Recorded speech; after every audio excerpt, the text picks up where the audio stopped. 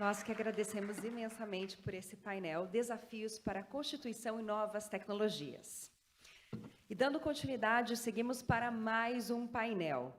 A doutora Marion Bá será a mediadora. Contamos com a participação dos doutores Adriano Soares da Costa e Augusto Botelho. O tema é Fake News e Inquéritos do Supremo Tribunal Federal. Neste momento, eu vou passar a palavra para a doutora Marion Bá.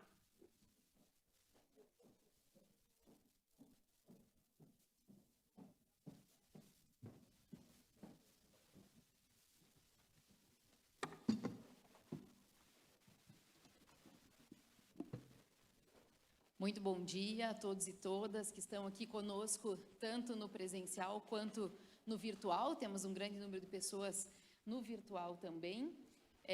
Esse é o segundo painel dessa conferência, e nessa conferência a gente pretendeu ouvir as vozes da advocacia, assim mesmo no plural, e por isso, para falar de temas que são bastante polêmicos, né? Inquérito no Supremo Tribunal Federal e também fake news, a gente optou por trazer vozes plurais, e temos aqui a honra de receber dois grandes nomes, o doutor Augusto Botelho, doutor Adriano Soares da Costa.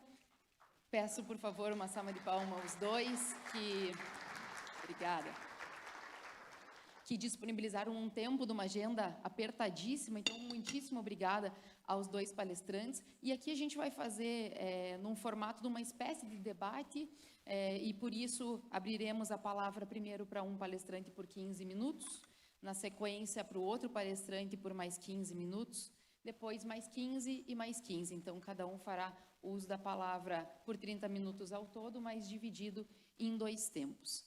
Iniciaremos, então, por favor, com o doutor Augusto Botelho, que nos deu a honra da presença. O doutor Augusto é advogado criminalista e é o nosso atual secretário nacional de Justiça. Muito obrigada, doutor Augusto, pela presença. A palavra é sua. Bom dia a todas as pessoas aqui presentes. É um prazer enorme voltar ao Paraná na conferência da OAB. Estive aqui nesta mesma conferência alguns anos atrás, em outro momento do Brasil, em outro momento da minha vida, mas sempre é um prazer voltar para falar com colegas.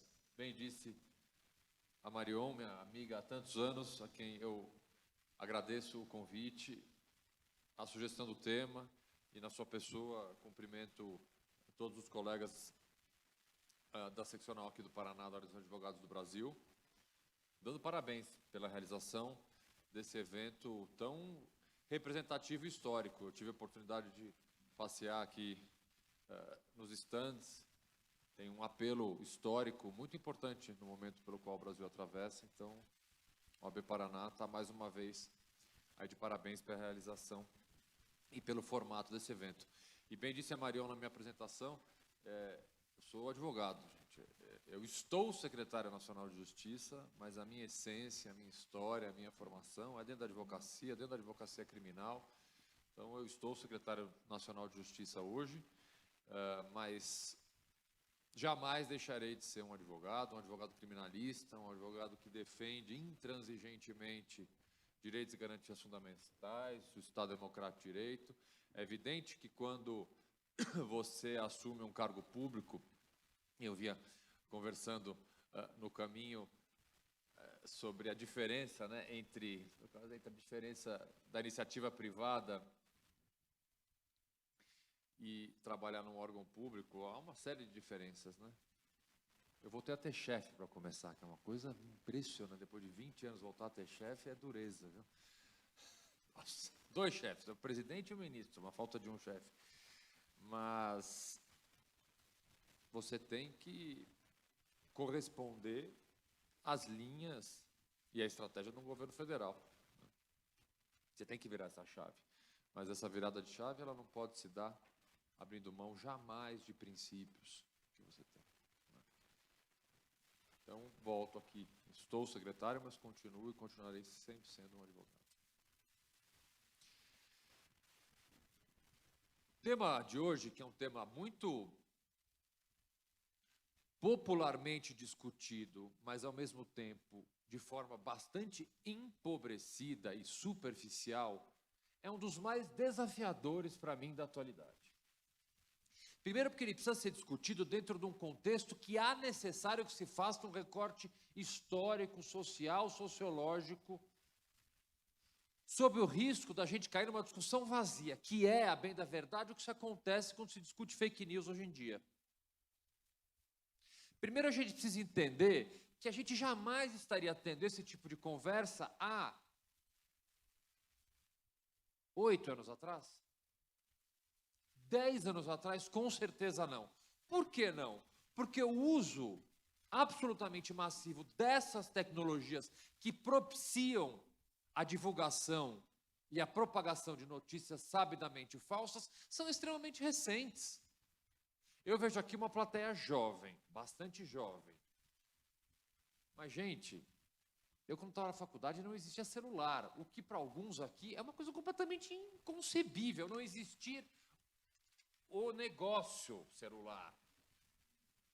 Essa coisa que a gente não vive sem. Eu vou contar uma coisa para vocês. No meu eu mudei de apartamento, né? Em São Paulo, isso, né? Agora eu estou em Brasília. Na minha época de criminalista raiz mesmo, eu mandei fazer, juro para vocês, no box do meu banheiro tinha um espaço para o meu celular ficar lá dentro, porque eu dormia com o celular embaixo do travesseiro, porque criminalista, vocês sabem, tem que trabalhar 7 horas, 7 dias por semana, 24 horas por dia. Ou seja, a gente vê o aparelho celular e todas as novas tecnologias, todas as plataformas de rede social, os aplicativos de mensageria. Você consegue imaginar a sua vida sem WhatsApp? Gente, mas até outro dia atrás não existia esse negócio. Tá? Então não dá para discutir fake news se a gente não entender o profundo, radical impacto deste tipo de tecnologia nas nossas vidas. Hoje, nós não conseguimos conceber a nossa existência sem um celular e sem um WhatsApp, mas do ponto de vista histórico, porque 10 anos na história é nada, nada. Do ponto de vista histórico, há 5 minutos atrás, isso aqui não existia. Não tinha grupo de WhatsApp com a sua família, não tinha Instagram, não tinha Tinder, não tinha Grindr, não tinha nada, gente, tá? Nada, era tudo no gogó. No gogó. Esse é o primeiro ponto. Não dá para falar de fake news sem entender isso. O segundo ponto é, a partir disso, não dá para falar de fake news sem entender o impacto econômico desta realidade do uso massivo de novas tecnologias. E como é que a gente entende esse impacto? Pegando as 10 maiores empresas do mundo. Se a gente fosse olhar isso há 10 anos atrás, elas estariam dentro de um campo semelhante, seriam petroleiras, seriam bancos. Hoje você tem entre as 10 maiores empresas do mundo, pelo menos 10 maiores empresas do mundo, você tem pelo menos 4 que são empresas de tecnologia, Microsoft, Google, Meta. Não dá para começar a discutir fake news, e vocês já vão começar a entender por quê, sem este pequeno, mas nada pequeno detalhe. Big Techs, empresas e plataformas de comunicação, hoje integram o rol das 10 maiores empresas do mundo. Terceiro ponto, um contexto político global, e aí vamos parar de achar que é coisa só do Brasil. A gente tem um complexo, às vezes, de achar que os problemas que nós temos, e são vários, eles são circunscritos apenas ao Brasil. Não é um problema brasileiro. A polarização burra política, porque polarização política, vamos lá, gente, ninguém é obrigado a discutir política com flores na mão e fazendo versos para o seu oponente. Não gosto de você, batatinha quando nasce. Não é assim. Você pode discutir política brigando. Deve até. Porque política é algo que mexe com a emoção. A polarização que nós acompanhamos, a realidade brasileira é essa que eu não preciso nem discutir. Passamos 4 anos de uma polarização burra. E onde é que ela é burra? Polarização burra é aquela que não vem com proposta. Né? Você discute, você é contra o candidato A ou o candidato B, simplesmente porque você é contra o candidato A ou o candidato B. Você não propõe nada, ou você não faz nenhuma crítica construtiva. Este tipo de polarização política, que é uma realidade do mundo todo, você teve em vários países da Europa, você tem nos Estados Unidos, realidades extremamente semelhantes à brasileira. Então vamos parar de achar que isso é um problema do Brasil. Não é. Lula e Bolsonaro não existem só no Brasil. Existem Lulas e Bolsonaros e discussão entre eleitores de Lula e Bolsonaro em vários cantos do mundo. Exatamente igual. Que se utilizam de notícias sabidamente falsas, um script completamente conhecido. Tá? Então, assim, não é uma realidade brasileira, é uma realidade mundial. Esse é o terceiro ponto. E aí a gente já começa a entrar, juntando esses 3 primeiros pontos, em algo muito delicado. O impacto deste cenário na democracia. Propriamente na democracia. E aonde as fake news começam a impactar, e eu vou usar o termo fake news, ou posso falar notícia sabidamente falsa, porque vamos lá, ponto número 1, fake news não é aquela besteira que seu tio, que tem dedo mole no WhatsApp, que manda qualquer coisa que ele recebe, teu tio não está propagando fake news, teu tio só é preguiçoso. Fazia muito tempo que eu não brigava no Twitter. Hoje de manhã, se você entrar no meu Twitter, eu dei uma lapada no Deltan, porque ele veio falar de uma Deltan, nosso ex, várias coisas. Ele comentou uma decisão judicial, claramente sem ler a decisão judicial, que é um clássico, né? Comenta a decisão judicial sem ler a decisão judicial. Então, aquele seu tio que não lê a notícia e passa um monte de notícia para todos os grupos de WhatsApp que ele tem, o tio não é um propagador de fake news, o tio só é um preguiçoso. Então, vamos usar, assim, fake news como aquele que produz dolosamente uma notícia que ele sabe que é falsa, ele faz isso com um propósito. Então vamos começar a diferenciar essa banalização da discussão de fake news, achando que qualquer desavisado que passa uma coisa para frente, ele está cometendo fake news. Não, fake news, a notícia é sabidamente falsa, quem produz é aquele que sabidamente faz isso. E assim, uma tonelada, milhares de pessoas no mundo inteiro especializadas em produção de conteúdo sabidamente falso com vários fins, seja fins eleitorais, que certamente a gente vai conversar aqui, seja com outros fins comerciais, criminosos propriamente ditos. Vamos diferenciar o bobão do WhatsApp do produtor, criador e disseminador de fake news. Mas qual é o impacto disso direto na democracia? E aí o tio com o dedo mole do WhatsApp, aí ele tem culpa no cartório. A democracia ela começa a ficar, de certa forma, abalada quando você cria na sociedade um debate público inexistente a partir de uma notícia falsa. A notícia falsa por si só, ela pode produzir um resultado muito ruim ou ela pode passar desapercebida. Ela começa a produzir, e uma das características deste resultado muito ruim que uma notícia sabidamente falsa pode produzir, ela produz um debate inexistente. A sociedade começa a discutir, o parlamento começa a discutir, o judiciário começa a discutir, redes sociais começam a discutir, a imprensa começa a discutir um tema que sequer deveria existir, porque ele não é propriamente uma realidade. Então você, a partir de um conteúdo e de uma narrativa falsa, você cria um debate falso. Gente, faz sentido discutir se vacina vai alterar o seu DNA, RNA ou escambau? É evidente que não, porque cientificamente isso é tão comprovado que é ridículo, mas criou-se no nosso país, a partir de notícias sabidamente falsas, um debate público se uma vacina altera ou não um DNA, um RNA, coisa que o valha. Enquanto os cientistas liam aquilo, choravam e ao mesmo tempo riam, porque eu não sei se é para chorar ou se é para rir. É um debate que jamais deveria existir. O impacto de notícias sabidamente falsas na democracia é esse, ele cria uma discussão na sociedade de um tema que jamais deveria ser um debate, posto que inexistente. Discutimos a viabilidade da volta do voto impresso diante de uma suposta fraude a um código-fonte de uma urna. Pode-se produzir textos, debates, em programas de televisão, em rádios, aonde for, sobre essa matéria. Aqueles que propriamente entendem da matéria, sabem da impossibilidade técnica de você estar discutindo essa matéria. Mas ela virou uma discussão.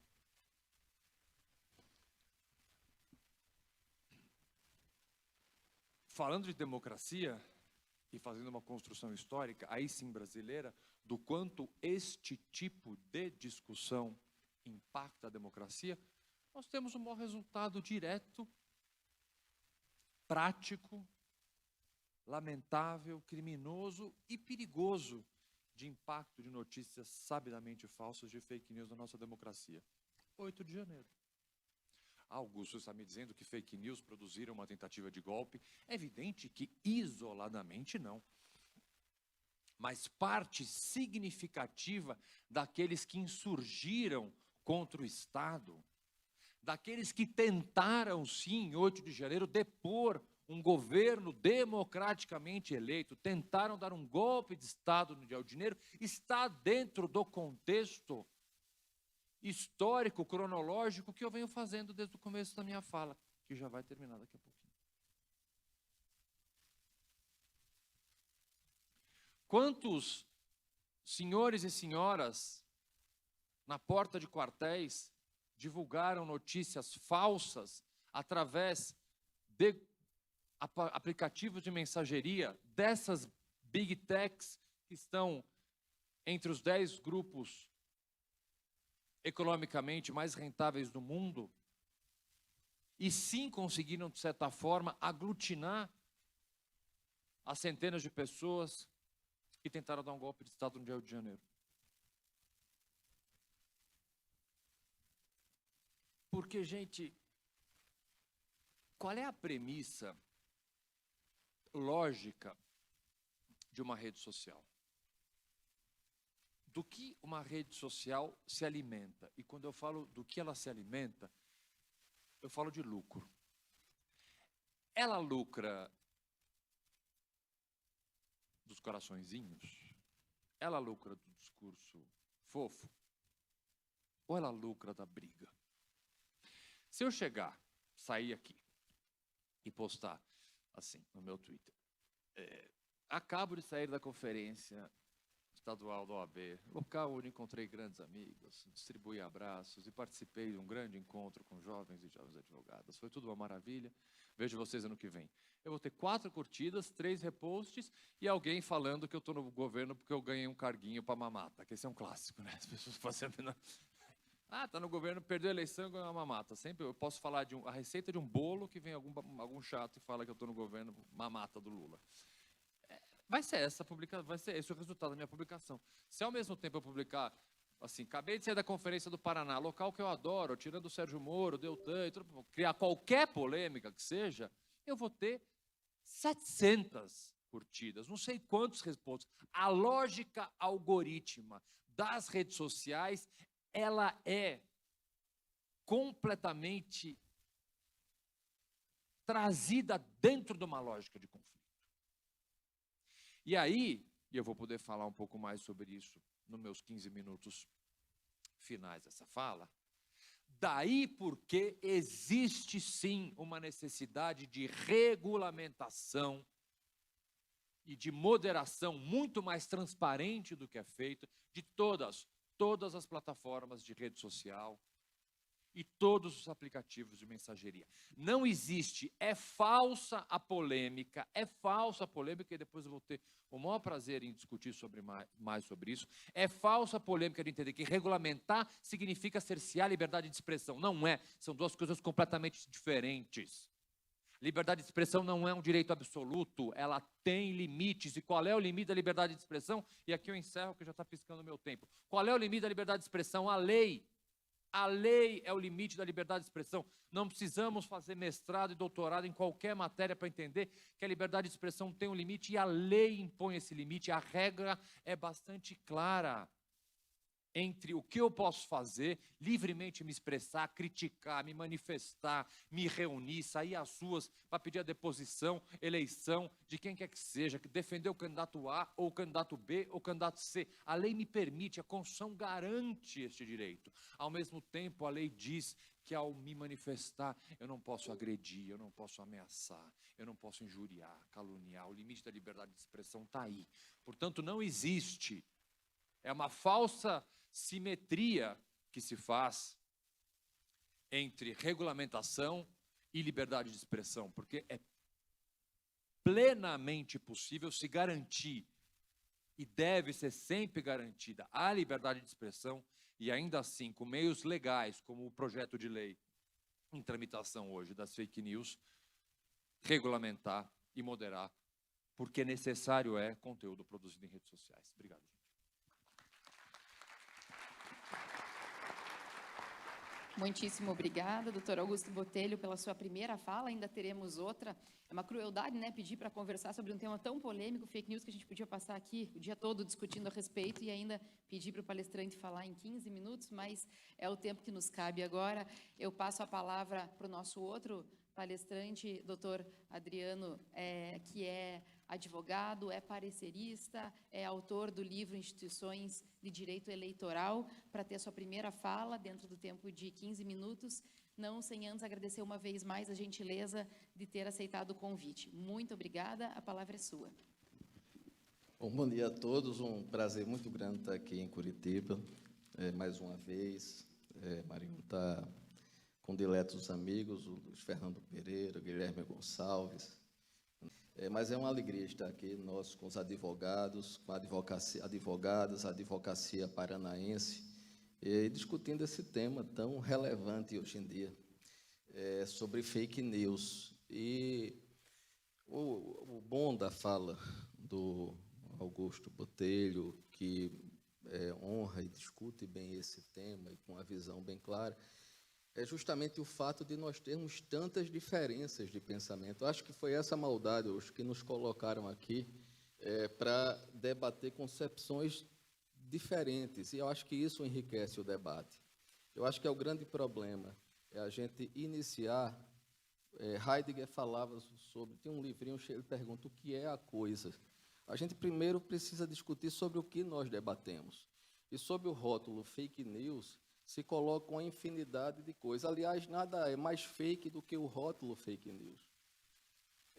Eu queria começar, inclusive, fazendo uma menção importante da fala sobre a questão da liberdade de expressão e de regulamentação, com que eu concordo absolutamente. A liberdade de expressão e regulamentação, elas devem conviver e já convivem no direito brasileiro, por exemplo, no direito penal. Há limites sobre como eu posso me manifestar, sobre diante do outro como eu devo falar. Se eu agrido a honra, eu pratico um ilícito penal. Isso já está desde 1940, não há novidade quanto a isso. A discussão, quando se fala em regulamentação e sobre liberdade de expressão, começa pelo que é liberdade de expressão. Liberdade de expressão não é o Estado quem nos dá a vocês. Liberdade de expressão é algo que é íncito a nós, como seres individuados, com pensamento próprio, com a capacidade de refletir sobre si próprio, sobre a vida e sobre o mundo, de formar suas ideias, de, num debate público e partilhado, construir socialmente um mundo que não tem dono. Normalmente o dono é o Estado que quer regulamentar, dizendo como você pode pensar, até onde você pode pensar, o que você pode dizer. Esse é que é o grande problema, não é a regulamentação. Na verdade, quando você começa a tratar o indivíduo, o cidadão, como súdito, devendo ajoelhar-se diante do Estado e perguntar previamente sobre o que eu posso falar. O que é a verdade? Vejam vocês, antes de se falar sobre mídia social e sobre rede social, basta vocês olharem, terem o cuidado de analisar o que se falava sobre jornalismo, a teoria do jornalismo, na França, Estados Unidos, e vocês verão que curioso, a teoria do jornalismo abriu mão do conceito de verdade, de neutralidade, para que o jornalismo passasse a ser, inclusive, não só não neutro, como diz em França, Gautier, cidadão, construindo a realidade, formando mentes, formando ideias. E o monopólio do pensar passa pelo filtro do jornalismo. Jornalismo que tem, no Brasil, por exemplo, como tem em outros países, um monopólio de famílias. É muito interessante, eu vejo a esquerda brasileira defendendo, por exemplo, regulamentação, quando atribuíam à Rede Globo a vitória de Collor sobre Lula na manipulação do debate e das notícias. Não tinha celular na época.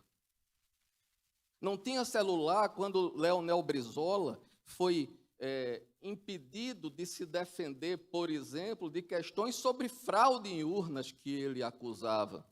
E que está até hoje no Estatuto do PDT essa discussão, não foi retirada. E a esquerda brasileira comemorou quando ele ganhou um direito de resposta para restabelecer aquilo segundo o qual Brizola entendia ser a verdade, porque a sacada à sua honra no único jornal assistido por 90% dos brasileiros. Portanto, aquele que ditava a verdade a ser dito, o Jornal Nacional. A discussão sobre rede social no Brasil e no mundo é a quebra do monopólio da verdade. Da verdade que se quer dizer e impor. E, normalmente, quem quer dizer e impor é o poder. É tirar, é abstrair de você, do tio idiota, que mete o botão divulgando o sentir dele, mas espero que não tenham só idiotas para lerem e fazer a joeira. Numa democracia pública e partilhada, a liberdade de expressão significa, antes de tudo, o respeito ao indivíduo.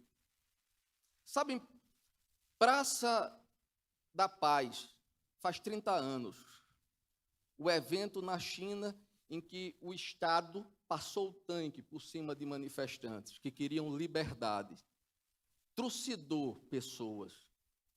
Mais de 2.000 mortos ali, na praça, estudantes que gritavam pela liberdade. Pergunte na China quem se lembra sobre isso. Toda uma geração esquecida na era do celular, na era do smartphone, por quê?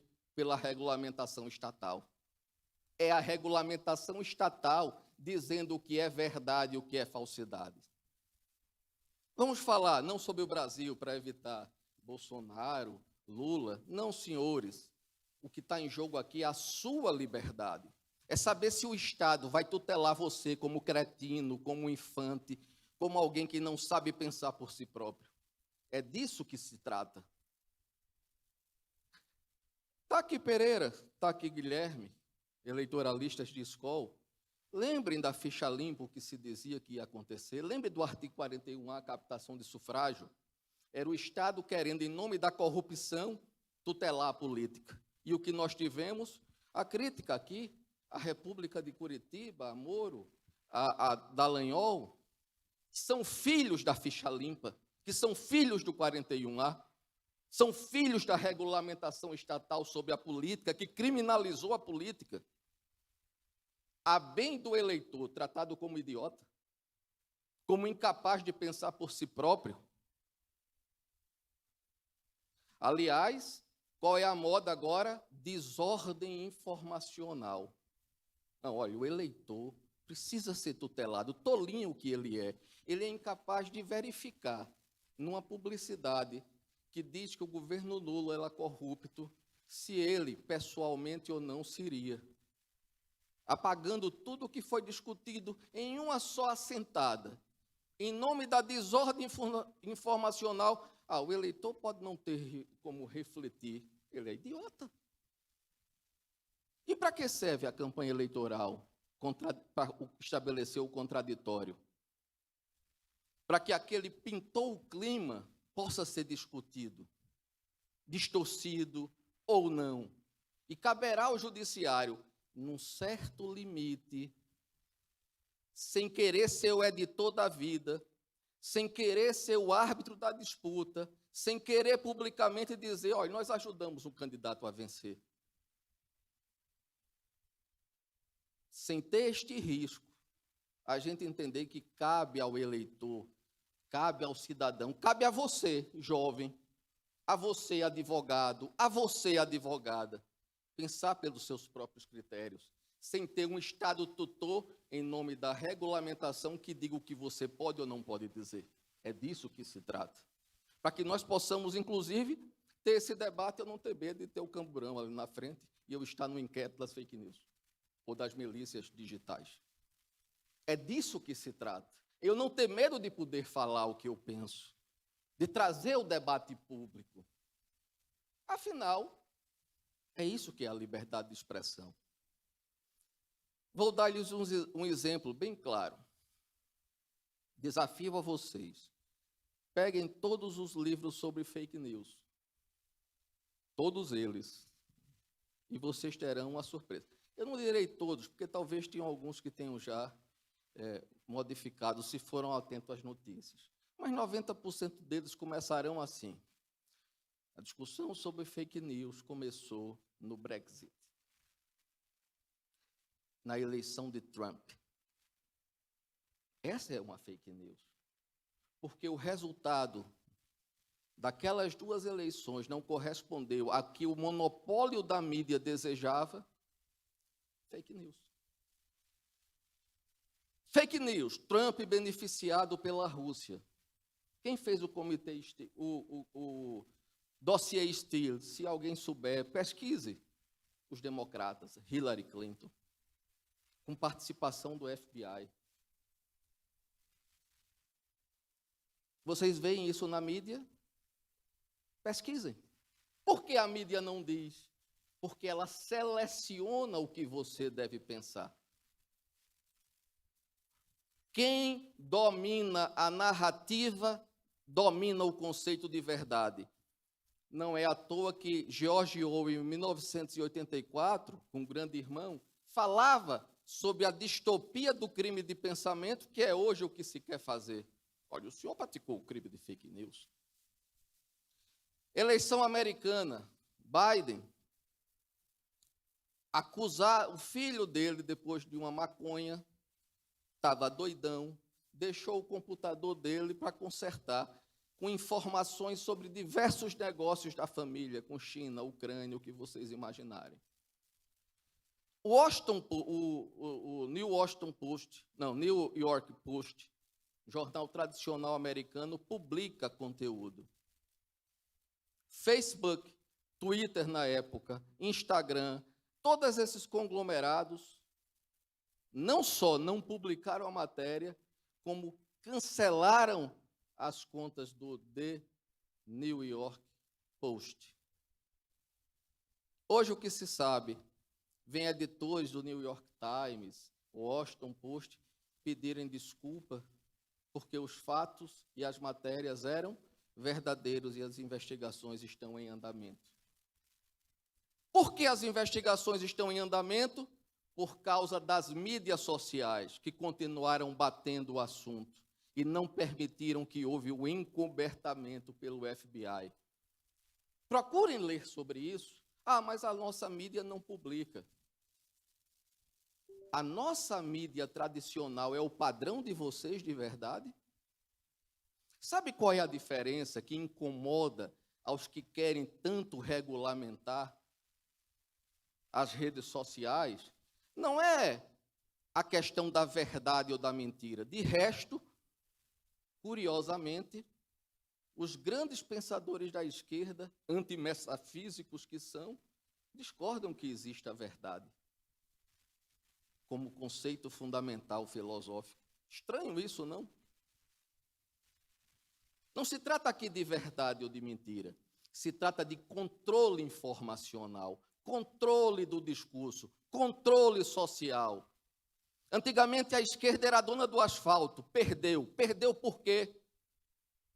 Não foi só porque os sindicatos perderam os impostos, que hoje querem voltar, mas foi porque, sobretudo, as redes sociais deram voz a quem não tinha. A relação, há um livro que nada tem de jurídico, do Walter Longo, indico a vocês, da Idade Média à Idade Mídia. A Idade Média não é o medievo. A Idade Média é da mediana. Antigamente, as propagandas, a comunicação era feita one-to-one. Olha, você é consumidor, era o one-to-all, aliás. Você é consumidor, eu tiro uma mediana e jogo. Hoje não. Hoje, o smartphone, os algoritmos permitem saber que você olhou o roteiro de uma viagem e vão lhe mandar muitas propagandas.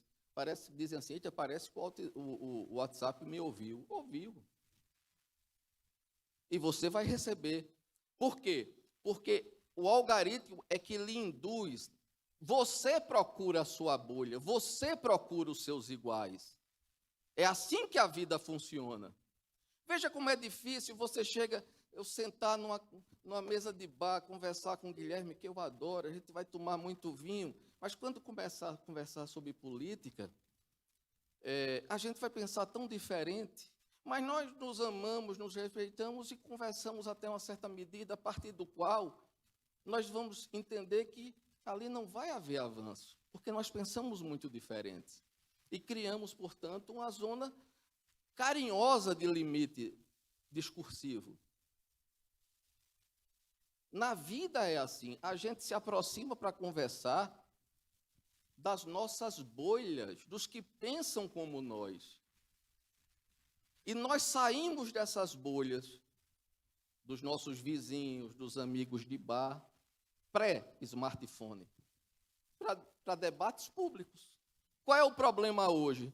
É a fake news? Não. É que o debate público é cada vez mais público, não tem dono. E o que incomoda os grandes conglomerados de comunicação é que você tem voz. Você é produtor de notícia. Você é produtor de conteúdo. E se você for muito bom no que você diz, você vai ser mais ouvido do que aquela economista que disse que a economia despiora. Essa é a fake news. A gente começa a rotular as coisas como desejamos, a filtrar a realidade e a tratar o eleitor, o cidadão, como cretino, como súdito, que não pode pensar. Essa era a lógica, para encerrar. Essa era a lógica da legislação eleitoral, da captação de sufrágio, caçando a rodo quem fosse acusado de ter feito uma promessa. Vamos limpar a política. Pergunto a vocês, limpou? Ou fez com que muitos que vencessem fossem caçados por causa de uma testemunha? A ficha limpa limpou a política brasileira? Ou permitiu ainda mais abusos que terminou gerando a tal da Lava Jato? Como, por exemplo, os efeitos da condenação em segunda instância terem efeitos jurídicos com a relativização da presunção de inocência. E agora, regulamentação de mídia? Para quê? Para quem tem o poder constranger quem não o tem. Para as conversas de empresários em WhatsApp virarem uma noticiazinha num portal e gerar a polícia do pensamento na casa do cidadão. E depois de ele ter suas contas bloqueadas, depois de ele ser humilhado com a polícia em sua porta, dizerem assim, não foi nada. Sequer devido processo legal houve. É esse o Brasil democrático que nos oferecem? Senhores e senhoras, tenhamos medo de tanta democracia. Obrigado. Muito obrigada, doutor Adriano Soares da Costa. Vou devolver, então, a palavra pelos próximos 15 minutos, como havíamos combinado de início, ao doutor Augusto Botelho. Por gentileza, a palavra é sua. Bom, eu acho que um bom começo de discussão errada, ela pode se dar nesse tema específico, por isso que eu fiz a observação logo nos meus minutos iniciais de fala, o quanto muitas vezes superficial é o debate sobre fake news. A dificuldade até, concordo com o doutor Adriano, de conceituação técnica mesmo, né, do que são fake news. É muito fácil, acho que cada um. Os livros realmente pecam em conseguir tecnicamente exemplificar. O que, de certa forma, até é justificável diante da absoluta novidade da temática, né? É algo que aqui não tem, apesar nós estamos falando de fake news, não há verdades absolutas, não há pontos de vista completamente imutáveis, é um tema extremamente ainda em desenvolvimento, que o legislativo, que o judiciário, a sociedade como um todo, ainda tem muito a aprender as próprias plataformas de redes sociais, de mensageria instantânea, que são direto ou indiretamente as maiores responsáveis pela divulgação de quaisquer notícias hoje, ainda tem um caminho longuíssimo a percorrer. Nós, no Ministério da Justiça, mantemos contatos, eu ouso dizer, quase semanais com as grandes plataformas. São mais de eu, pelo menos, que não tenho sob a minha secretaria nenhuma ingerência direta no tema, já devo ter recebido os executivos da Meta e de outras empresas de redes sociais e de mensageria mais de 10 vezes. Nós temos uma área do Ministério da Justiça, que hoje é comandada pela advogada Estela Aranha, que cuida exclusivamente de direitos digitais. Ela deve se reunir semanalmente com essas empresas. Até com Elon Musk, o Ministério da Justiça já se reuniu, sendo que foi de surpresa, ele entrou na reunião de surpresa, foi um pouco constrangedor. De qualquer forma, é um tema ainda muito candente, mas que a gente corre um risco grave, até porque isso vem acontecendo com frequência nos últimos anos, de discuti-lo de forma superficial. E você sabe um bom começo de discutir ele de forma superficial? Trazer ideologia dentro do tema. Então, quando a gente começa a ouvir muita esquerda e direita na discussão sobre fake news, você está correndo uma grande chance de discutir isso só no entorno, sem atacar efetivamente o núcleo. Este não é um debate entre direita e esquerda, porque direita e esquerda praticam, sim, o uso de notícias sabidamente falsas, principalmente com fins eleitorais. Isso não é uma prerrogativa da direita ou da esquerda fazer uso de fake news. Não é um tema ideológico. E ao a gente colocar a ideologia dentro desse tema, a gente começa a discutir ele com superficialidade. Pouco importa se a notícia veio da direita ou da esquerda, tanto faz. Se ela produz um resultado negativo na sociedade e na democracia, está errada. E precisa, sim, de forma de regulamentar. Eu não estou querendo, doutor Adriano, regulamentar a verdade. Você acha que o Estado tem condição de regulamentar a verdade? Jamais. Eu estou querendo regulamentar as empresas que hoje constam no rol das 10 maiores empresas economicamente ativas do mundo, que precisam de regras, porque elas mesmas estão perdidas nessas regras.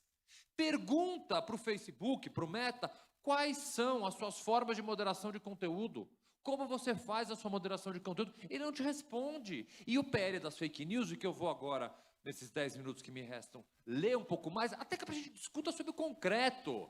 Não vamos cair na narrativa fácil, apelativa, de falar esquerda, grande mídia, vamos controlar o pensamento. Não é sobre isso. Ninguém está querendo controlar o pensamento de ninguém. Eu não estou preocupado com as grandes corporações de mídia. Eu estou preocupado com redes sociais e com plataformas que não cuidam do conteúdo ilícito que terceiros colocam nas suas plataformas e que nossos filhos, nossos avós, o seu tio, leem e acreditam aquilo como verdade. Eu não estou preocupado se a empresa A de comunicação é uma empresa que defende o governo e tem um editorial X, ou a empresa B de comunicação. A história inteira já vem, de certa forma, regulamentando, a própria lei já regulamenta muito bem. Eu estou preocupado com as novas tecnologias, com aquilo que hoje nos impacta no dia a dia. Então vamos começar a falar do PL, das fake news, que tem esse nome, e o que propriamente ele faz, para a gente estar discutindo sobre algo concreto, não sobre a direita e a esquerda, não sobre grandes mídias e a mídia independente. Isso, para mim, é discutir o entorno, é cair no risco de um discurso e de uma discussão extremamente superficial. O que o PL... Vamos começar pelo começo. A quem o projeto de lei das fake news se dirige? Ao jornalzinho da esquina? À discussão da mesa de bar? Não. A provedores que, quando constituídos de forma em pessoa jurídica... Isso aqui é texto da lei, tá, gente? Não estou... Provedores que, quando de forma constituída em pessoa jurídica, ofertem serviço ao público brasileiro e exerçam atividade de forma organizada e cujo número médio de usuários mensais no país seja superior a 10 milhões. Então, para começar, precisa ser uma empresa cujos seus membros, obviamente é uma rede, de usuários mensais, ou seja, superior a 10 milhões de pessoas. Nisso está incluído redes sociais, ferramentas de busca e mensageria instantânea. Tudo aquilo que a gente usa 70 vezes por dia, quando não 70 vezes por hora, a depender do grau de vício. O meu, por exemplo, é alto. O que essas empresas, vamos lá, eu não estou falando do pensamento de ninguém. Eu não estou tentando regulamentar o que você pensa ou em quem você vota. Eu estou regulamentando empresas, pessoas jurídicas que têm pelo menos 10 milhões de usuários. E o que essas pessoas são obrigadas a fazer? Vamos lá. Obrigações. Os provedores devem identificar, analisar e avaliar diligentemente os riscos sistêmicos. Estou falando de risco sistêmico. Eu não estou falando do tiozinho que posta uma besteira no Facebook. Risco sistêmico. Decorrente da concepção ou do funcionamento de seus serviços. No mínimo, esses provedores deverão avaliar a difusão de conteúdo ilícito. Eu não estou falando de pensamento, de voto, de ideologia, de grande mídia, ilícito. A lei diz o que é ilícito. Por isso que o debate da liberdade de expressão e regulamentação precisa ser dito. Ilícito, a lei já diz o que é ilícito, não sou eu, não é o governante, não é o Estado, é a lei. Não é o Estado tentando impor limite a ninguém, é o que a lei já disse. Se a partir do momento que eu digo aqui, a difusão de conteúdo ilícito, agora vamos discutir o que é a lei penal, então, vamos rediscutir o Código 40, beleza, quer discutir? Vamos discutir, quer rediscutir crime contra a honra? Vamos rediscutir, mas é a lei que existe. Então não é o Estado, é a lei já existente que está aqui sendo respeitada, ou pelo menos que tem que ser respeitada por quem a desrespeita. A garantia, aqui já vem a parte de garantia, para ter certeza que ninguém vai fazer coisa errada. A garantia e a promoção do direito à liberdade de expressão, de informação e de imprensa, e ao pluralismo dos meios de comunicação social. Os efeitos da discriminação ilegal ou abusiva em decorrência do uso de dados pessoais sensíveis. Essas são, só para relembrar, são as obrigações que o PL diz que as plataformas têm que ter, tá? Medidas específicas para proteger os direitos das crianças e do adolescente, incluindo adoção e aprimoramento dos sistemas de verificação de idade, desenvolvimento e promoção de ferramentas de controle parental. Só que para quem tem filhos sabe a importância disso. Na linha das obrigações das plataformas, veja bem, gente, não estou regulamentando pensamento, voto, ideologia, com quem você quer casar, o que você quer fazer, absolutamente nada.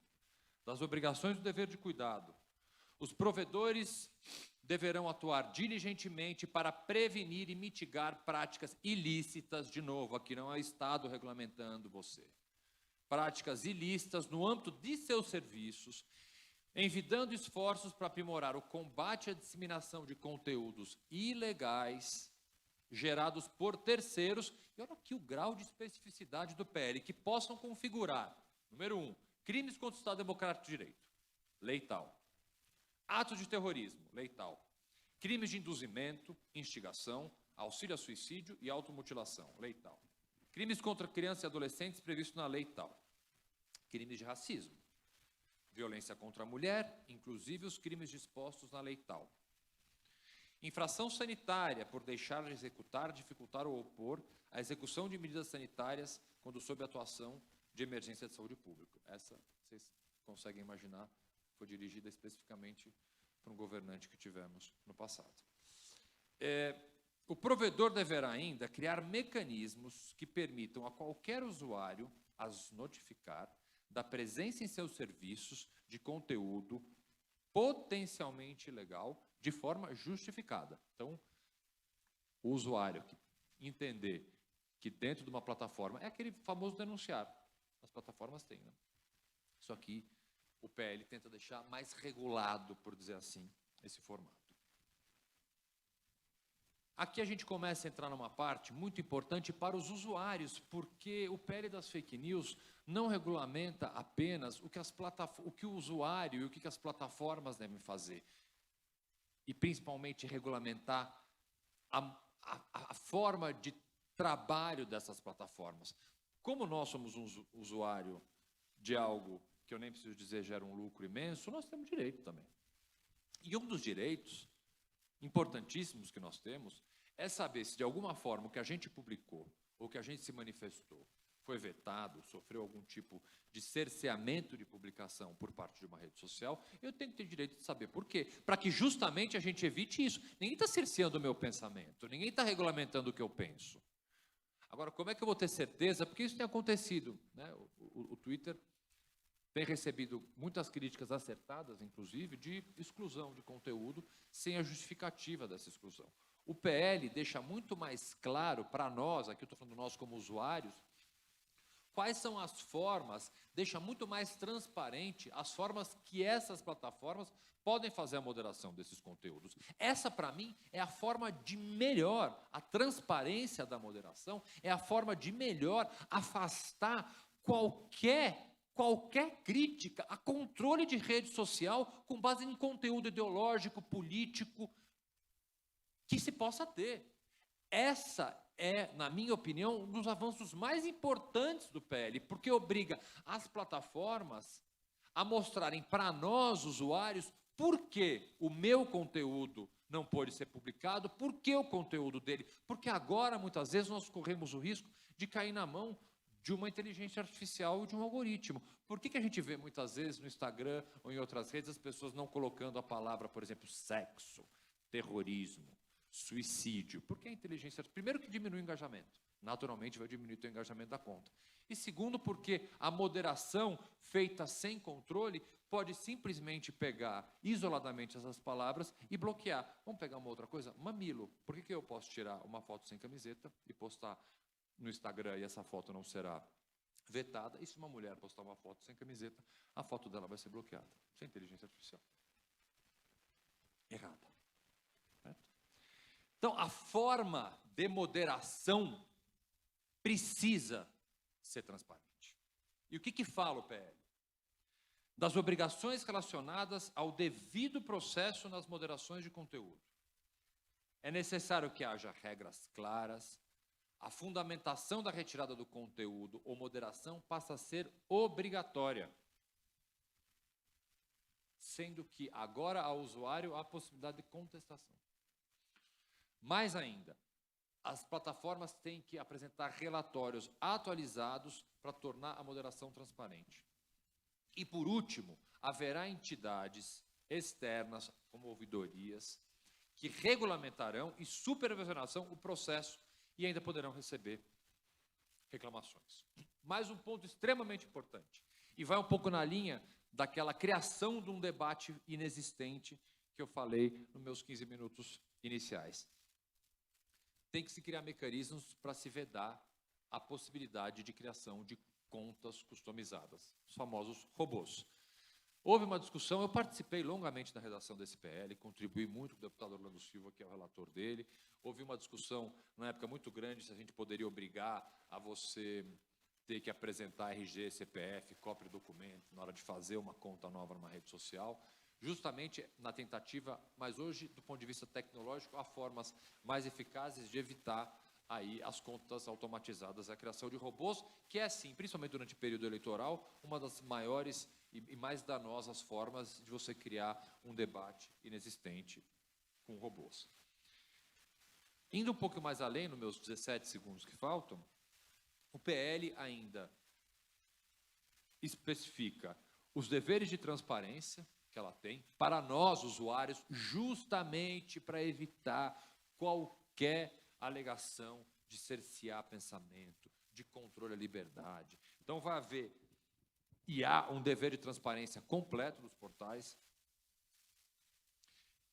inclusive com a criação, isso é bastante importante, com a criação de diversos conselhos fora dessas plataformas, como a criação do Sistema Brasileiro de Regulação de Integridade e Transparência de Serviços Digitais, que vai contar com diversos órgãos, como o Conselho de Polícia Digitais, Comitê de Gestão da Internet, CGU, membros do Senado, do Supremo, do Tribunal Superior Eleitoral, da Ordem dos Advogados do Brasil, enfim, uma série de entidades que participaram diretamente destes conselhos externos que acompanharão o trabalho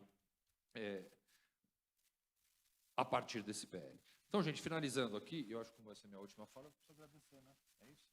Obrigado, gente. Muito obrigado pelo convite. Agradeço ao OAB do Paraná mais uma vez pela gentileza, pelo convite. É sempre um prazer estar aqui, pelo tema. Doutor Adriano, pelas reflexões. Vou ter mais o prazer de ouvir 15 minutos. Como a gente vai junto para o aeroporto, a gente pode ir discutindo no carro mais 40 minutos, mas aí é só a gente, tá? Só eu e você. Aí vocês não vão ficar sabendo. Depois eu publico o resto da discussão.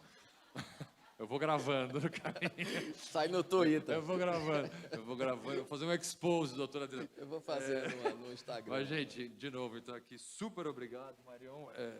Queria agradecer você pela ideia, pelo convite. Foi um prazer enorme estar aqui. Espero ter, nesse curto ainda espaço de tempo, elucidar algumas das dúvidas. Mas é isso, no fundo, obrigado. E é isso, um abraço, gente.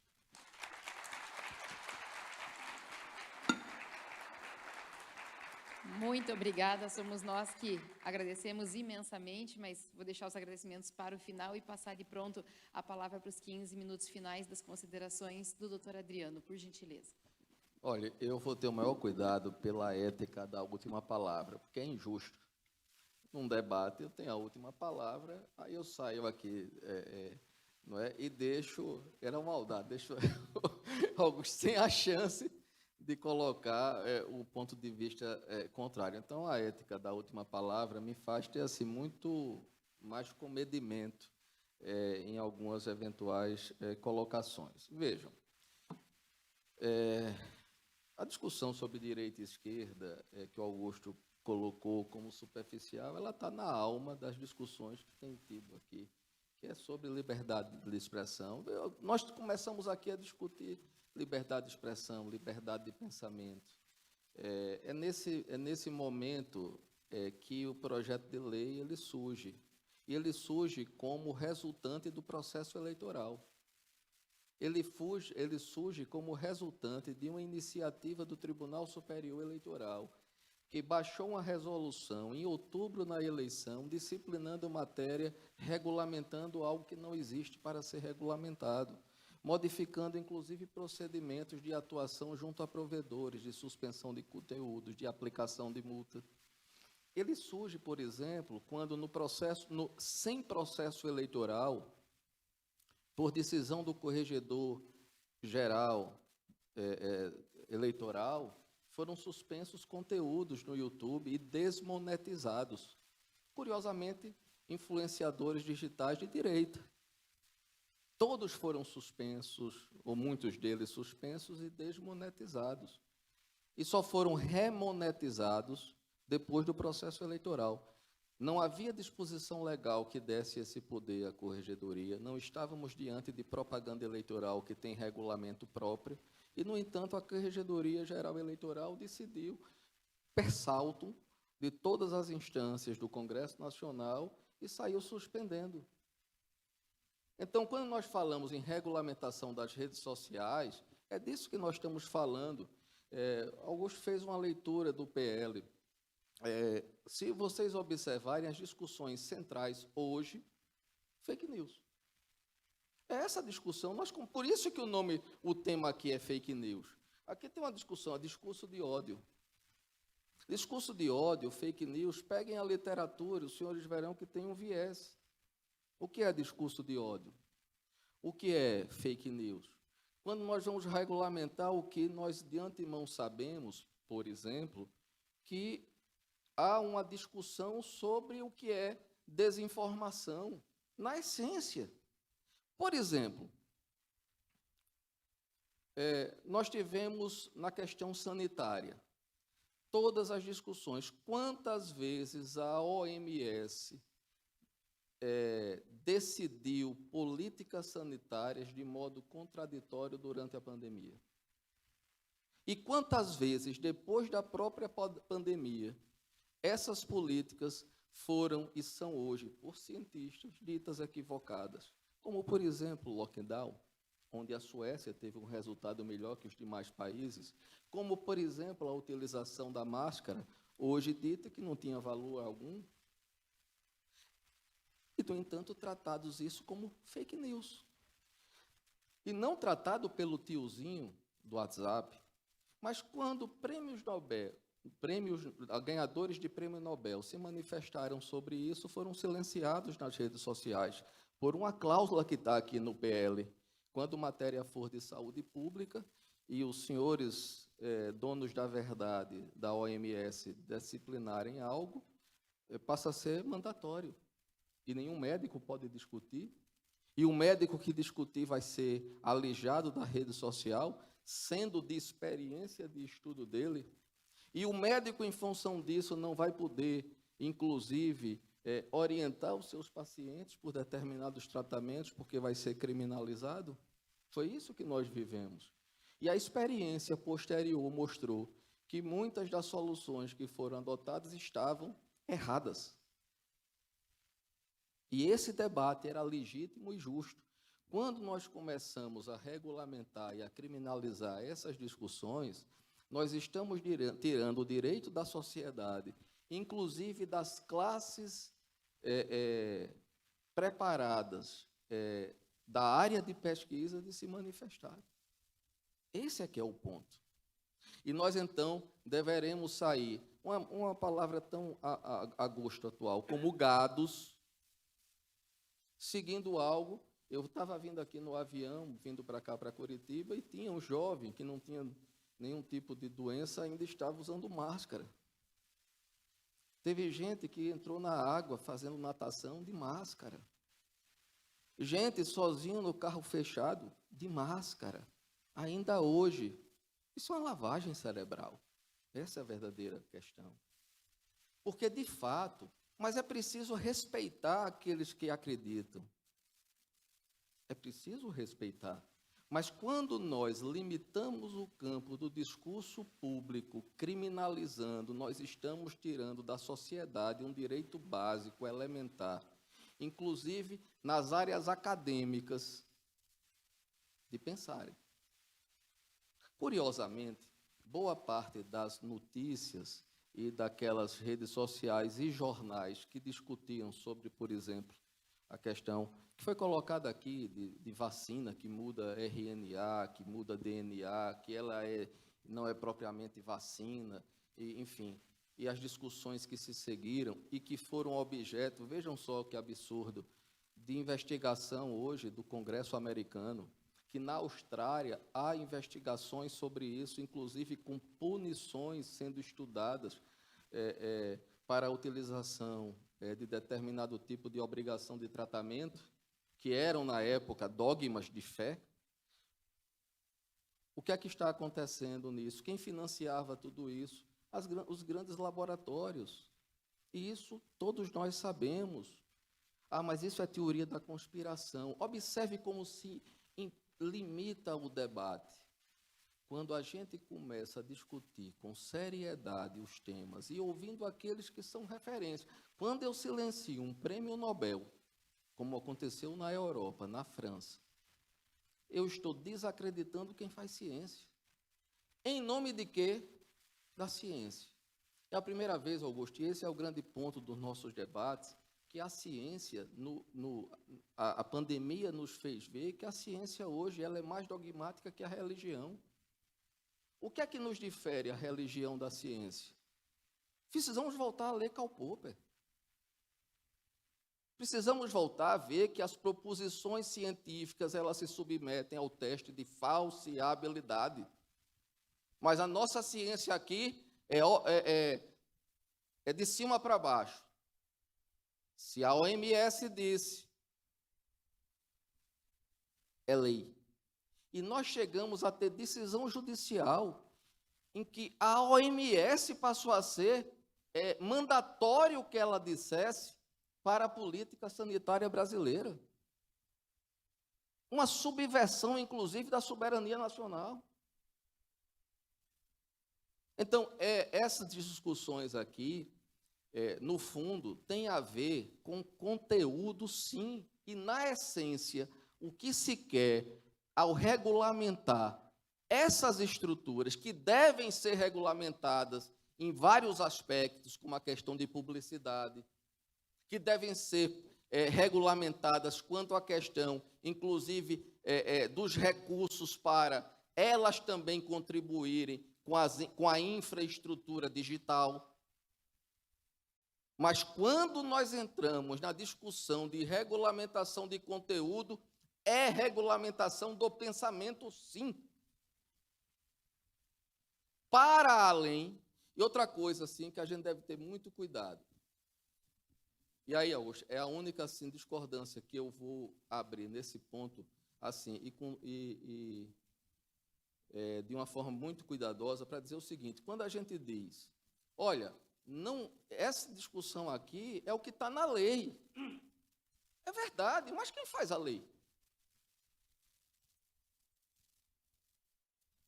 Ela caiu do céu? Veio um raio? É o poder. Na China, por certo, foi a lei. É a lei que regulamenta. A Europa passa por um processo, e a nossa fonte de inspiração é a legislação europeia, que está entrando em vigor agora, vai passar por testes severos. O Canadá, por exemplo, que tem uma regulamentação rígida, que nós tentamos copiar na questão, por exemplo, do financiamento da mídia tradicional, naquela questão da publicidade. O que é que acontece no Canadá? Hoje, nenhuma das grandes redes, nenhum do Google, Facebook e demais, permitem a publicação ou impulsionamento de matérias jornalísticas. O tiro saiu pela culatra. Então, no final das contas, a gente precisa, na verdade, ter uma compreensão de que, quando nós discutimos conteúdo, nós não discutimos a partir de um ponto arquimediano, neutro. Nós discutimos a partir de uma visão de mundo, política, de uma sociedade que queremos. Mas eu tenho uma boa notícia para vocês. É que o mundo ele é tão ágil que muitas dessas discussões, os senhores verão e senhoras, já vai ficar logo, logo ultrapassada. Porque o contexto de geopolítica internacional que permitia esta visão está se dissolvendo a olhos vistos. Este mundo unipolar, hoje, evaporou. Nós estamos no meio de uma crise geopolítica, de um mundo multipolar, com visões absolutamente diferentes. E o papel da ONU, aquela da Agenda 2030 que o STF disse que vai promover, vai sofrer impactos grandes na transição energética e na discussão da comunicação e do controle social. Vou dar uma notícia para vocês, se vocês observem Elon Musk. O Twitter, eleição americana. Vou evitar usar a eleição brasileira para sair da questão de polarização. Foi o que aconteceu na eleição americana. Facebook, Twitter, no caso a Meta, porque pega Instagram, WhatsApp, enfim. As grandes plataformas foram orientadas pelo governo americano sobre conteúdos que poderiam e não poderiam ser ditos. Dito pelo próprio Zuckerberg, dito agora pelo Elon Musk, que abriu os arquivos do Twitter. Os arquivos do Twitter, os senhores ouviram com frequência a discussão sobre o que foi que o Twitter fez no verão passado, antes da compra pelo Elon Musk? Não há interesse em discutir esses temas. Por quê? Porque a verdade se filtra. Que verdade? Os fatos são filtrados. Nós somos levados a debater dentro de paradigmas narrativos. Leiam Michel Foucault. Desculpe, Augusto, ícone do pensamento acadêmico da esquerda. Pai de tanto relativismo, não é Nietzsche, não, Foucault. Leiam Foucault. Um livrinho aqui de palestras, é fácil vocês adquirirem, As Verdades das Formas Jurídicas. Procurem esse livro. Foram conferências que Foucault fez antes de falecer, perto da morte dele, na Universidade Federal do Rio de Janeiro. As Verdades das Formas Jurídicas. E o que diz Foucault? O que ele já dizia lá no Elogio à Loucura, no ensaio sobre a loucura. Que todas essas questões envolvidas jurídicas são questões, antes de tudo, de poder e violência. Quem define o extrato social, inclusive a loucura, a taxonomia sobre a loucura, é o poder, é o Estado. E foi assim que Foucault esvaziou na academia a própria taxonomia sobre a loucura. E o que antigamente poderiam ser tratadas como loucura, hoje são comportamentos ok. E nós vivemos, portanto, hoje, um critério de absoluta falta de objetividade taxonômica na medicina, na loucura, baseado em quê? Em uma questão conceitual, de pensamento. O controle da narrativa é o controle do pensamento. O controle da narrativa é o controle político, na essência. E, sem discutir aqui a regulamentação em si, a provocação que eu faço para encerrar, cumprindo o meu tempo, é o seguinte: a cada um de vocês, advogadas, advogados, vocês desejam ser tutelados na sua forma de pensar? Vocês desejam que o conhecimento, a reflexão que vocês tenham, sejam impedidas porque vocês têm medo de dizer o que pensam? As opções políticas que vocês têm, a opção pessoal que vocês têm sobre qualquer tema da vida? Vocês se sentem na necessidade de serem na vida de vocês tutelados sobre o próprio pensar? Sobre o conteúdo do que nós discutimos público e partilhado? Eu vou responder com a resposta dada pela Suprema Corte Americana. Acho que é uma democracia que, com todas as virtudes e todos os imensos defeitos que possui, pode ainda nos servir de exemplo. A Suprema Corte Americana continua defendendo a neutralidade da internet, que era tão defendida aqui no Brasil no passado, e continua colocando como centro da democracia americana a liberdade de expressão, até mesmo para criticar a própria democracia americana. Se nós não compreendermos que a nossa capacidade de pensar e de construir consensos sem tutela do poder público e do Estado é a essência da democracia, o que nos difere, por exemplo, de Coreia do Norte, China e outros grandes exemplos de nações em que o indivíduo hoje nada mais é do que súdito do Estado. Liberdade de expressão, senhores e senhoras, não vem do Estado, é nossa. O Estado cabe limitar apenas no sentido de permitir que nós possamos ser livres sem atropelar a esfera jurídica individual. E é isso que o Código Penal faz desde 1940. Ir muito além disso é tirar de nós o sermos, vocês e eu, cidadãos. Muito obrigado.